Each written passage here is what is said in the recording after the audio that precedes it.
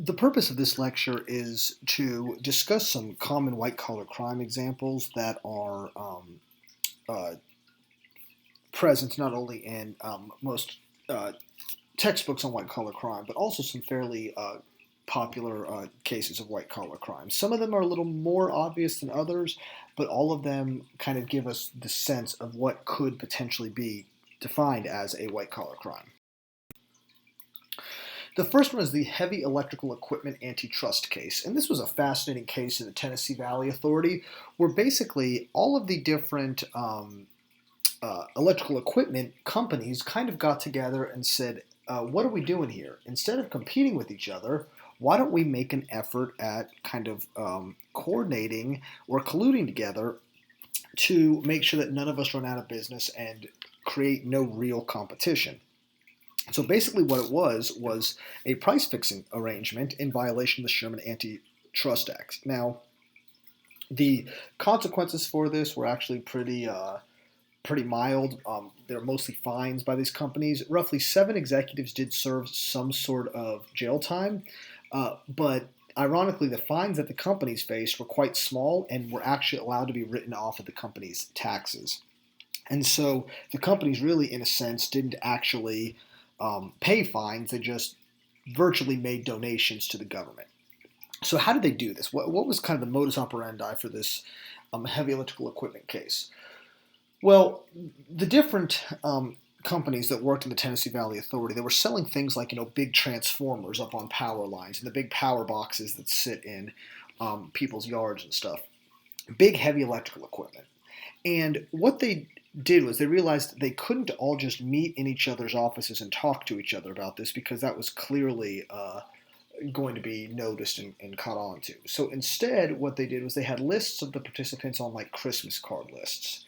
And when they had these meetings, typically at trade shows or other conferences where it was typical for them to all be in the same location, they would, in their calendars, say that they had choir practice. And they would meet and discuss their deviance. And basically what they did was, depending on when government contracts came in for this heavy electrical equipment, depending on the phase of the moon, told people which company was going to get the contract and which companies had to bid higher. So basically what they did was say there's company A, company B, and company C. The phase of the moon was a waxing crescent, which meant that company C was the one that was going to be able to get this bid. Company A and B would purposely way overbid on the project. And so let's say if a competitive price was $50,000 for some transformers, company A and B would give quotes of $120,000, $130,000. So when company C came in with $50,000, it was almost guaranteed to get the contract. Companies would maintain their share of the market unless all else was equal, then they would just kind of rotate and take turns. And so the companies got together and said, none of us are trying to take over, none of us are trying to do anything else, let's just maintain how the market looks. So if company A owned 55% of the market, company B owned 30% of the market, and company C owned whatever's left, 15%, then they were going to maintain that market share. The justification revolved around survival, so they didn't have to be in competition with each other, which took some of the pressure off the company and fears about going out of business, and also about stabilizing prices. This guaranteed that prices would be consistent for the government and the consumer. Executives even justified their actions by stating if they didn't do what they were told, someone else would. And so several people were even hired and trained in a system where price fixing was well established and never even questioned it, because when they got there on the first day they said, here's how this works, this is the policy, and this is what we do. And they just said, oh, okay, I guess that sounds right.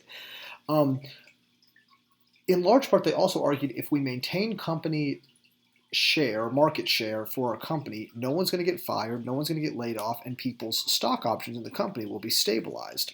So they were able to justify their actions as doing company work, and they weren't seeking personal gain. So yes, this cost the consumers and the government hundreds of millions of dollars, but the company said we were taking care of our employees, we were stabilizing the industry, and it was good for all those involved. Of course, the government had a big problem with this because the government was overpaying and thereby taxing people in the Tennessee Valley significantly more than they needed to for a lot of these goods and services. And so this is one of those kind of famous seminal cases of white-collar crime where it wasn't necessarily a strong sense of greed or power that was driving this type of deviance, but nonetheless it was still deviant and still did cost the American taxpayer quite a bit of money. Another example of white-collar crime that people don't really think about all that much, but when you really start to peel back the curtain, clearly is big-time college sports and education. So college athletics in general and the NCAA is a very interesting kind of case study in white-collar crime or some sort of corporate deviance.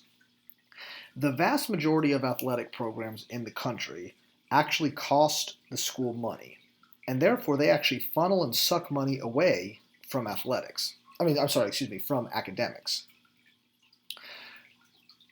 In large part, this is because athletics is a very good marketing and advertising tool for the institution.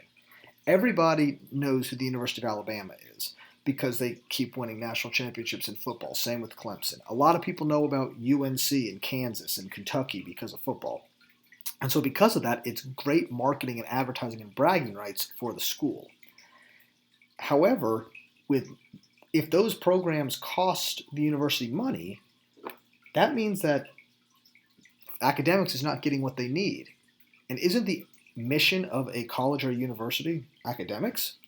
In fact, because there's a quote-unquote arms race in updating facilities because of recruiting, and you need to have the newest, fanciest, nicest facilities for recruiting, upgrades tended to go to athletic facilities at the expense of academic programs.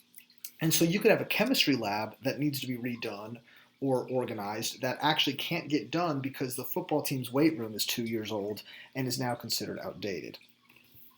Schools regularly even center alumni events around sporting events and solicit money, but that money is donated then to athletics. So it's very common practice for a lot of professional programs to have a alumni weekend during football season in the South. However, every time the College of Medicine or the College of Pharmacy or the College of Dentistry or whatever gets together and has their big alumni weekend, it's centered around the football game, and a lot of the donations that they make to the school are made to the athletic programs, not the academic programs that helped them make their money. People have argued that since this is off mission of what the college or university is supposed to do, which is primarily educate people, the college or the university is not primarily a sports entertainment industry, that it is actually kind of funneling money into some sort of, or it's misappropriating money and in a way is kind of a form of deviance. And so you'll hear whenever there are discussions of white-collar crimes, college athletics and even high school athletics sometimes, depending on the high school, will get talked about as one of these examples where funds are very clearly being misappropriated. We spend a lot of money on football coaches for these big state schools and do not pay the educators or even the presidents of the universities as much as we do the football and basketball coaches. Also, when talking about white-collar crime, whistleblowers are something that are talked about quite a bit. And this is not necessarily a form of white-collar crime as much as it is how we find out about white-collar crimes. And so whistleblowers are basically just people who, quote-unquote, blow the whistle on white-collar offenses. These are people who turn their own companies in for illegal or unethical activities, and oftentimes they themselves have participated in these illegal or unethical activities. Most people who do blow the whistleblower, though, or who do blow the whistle, have serious consequences for their whistleblowing. Frank Serpico in the NYPD is an example of this. He blew the whistle on corruption in the NYPD, and he had several death threats from NYPD officers because he blew the whistle. Most are blacklisted from the entire industry, and typically people don't want to hire them, which is really an interesting idea, right? So the concern is that there's illegal or unethical activity happening in this company. I tell the public about it, and then other companies say, we don't want you to work here. Why? Probably because we don't want you to do that to us. No, come work for us. We want people that have ethics and standards that work for us. No. We're a little too concerned that you might blow the whistle on some of the stuff we're doing. And so if you're an engineer, you spent your whole life going to school to be an engineer, you've worked as an engineer for 10 years, and you blow the whistle, and no one will hire you as an engineer, That invalidates your entire education. That invalidates your career and your passion, right? You can't do that anymore. A very, very famous example of a whistleblower is Edward Snowden. There's a video there for you to watch. And ironically, Edward Snowden is one of these people that's viewed in kind of a dichotomy. He's either viewed as a champion of truth and justice and the American Constitution, or by a lot of people, he's considered a traitor to his country and is a wanted person by the FBI. Because basically what Edward Snowden did was he said, hey, the CIA, which is a spy agency, not a law enforcement agency, the CIA as a spy agency and the NSA as a spy agency are spying on American citizens in violation of the Fourth Amendment. And this is a huge problem and super unconstitutional, and we cannot allow it. The government got very upset with him because the government was obviously benefiting from that form of deviance, and Edward Snowden now lives in Russia and is not allowed basically back on American soil, because if he ever is, he'll be arrested for quote-unquote leaking classified information, even though that classified information was a huge violation to the Constitution. Probably the penultimate example of white-collar crime, if you ask someone to name a white-collar crime, would be the Ford Pinto. So, as is the case in all of sociology and criminology, you can never take an isolated incident out of the kind of social and economic time period in which it happened. So Lee Iacocca was president of Ford Motor Company at the time, and American cars in the 30s, 40s, 50s were known as these nice big cars, big wheels, wide cars, long cars with big old fat engines in them that just sucked gasoline. Very, very fast engines. They were heavy cars. The problem happened that gas prices started going up. It used to be that filling up your gas tank was nothing, right? It was, you just, chucked a nickel at the kid out at the gas station, he would fill up your car.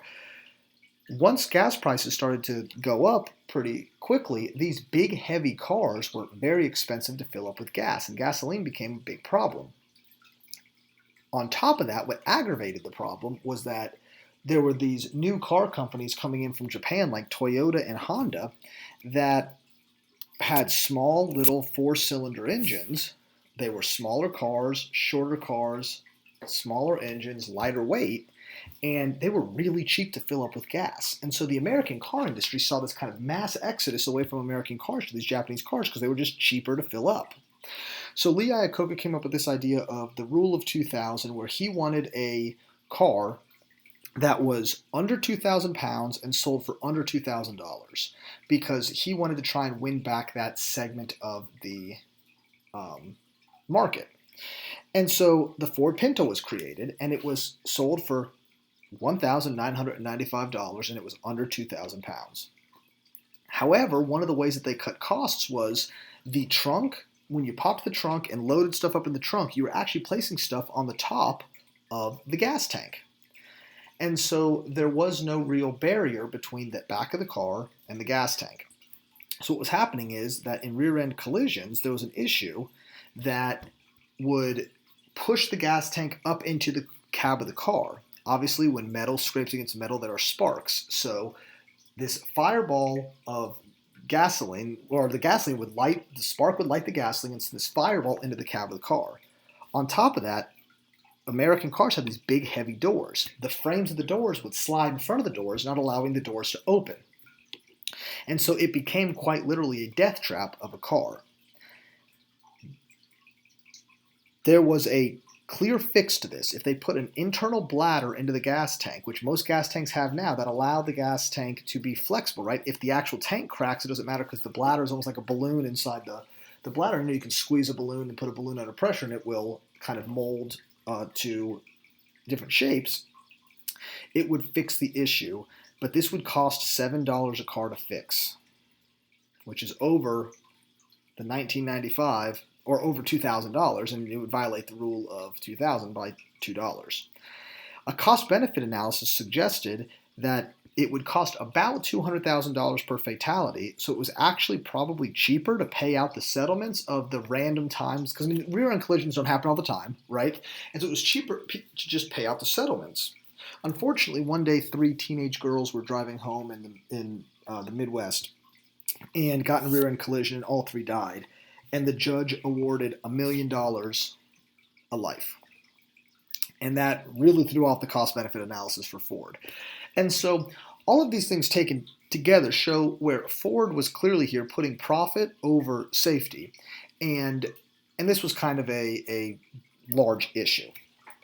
And so Lee Iacocca, though, ironically enough, as a thank you for your service at Ford, was promoted to be the CEO of Chrysler, the more luxury brand of Ford Motor Company, and that was his reward for coming up with this whole scheme. He was never really punished, and still is largely credited as being one of the industrial leaders in American history. So all of these are kind of different examples and different ways that white-collar crime can happen. You can see in the heavy electrical equipment case, it's kind of a price fixing that's hurting consumers. In the big-time college sports kind of examples and cases of football and basketball, it's really kind of a industry that's going off mission to pursue some other tertiary gains that don't really seem to make a lot of sense. With whistleblowers, it's people in industries that are saying, hey, we're doing something sketchy here. I want to tell you about it. With Ford, it's again a product liability issue where they're making an unsafe product that has potential to hurt the public.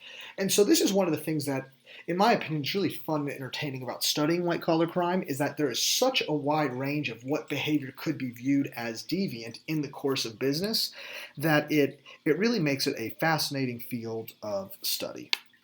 As always, if you have any questions or if you can think of other white-collar crime examples, feel free to just drop them down in the comments below, and I'd be happy to talk to you about them.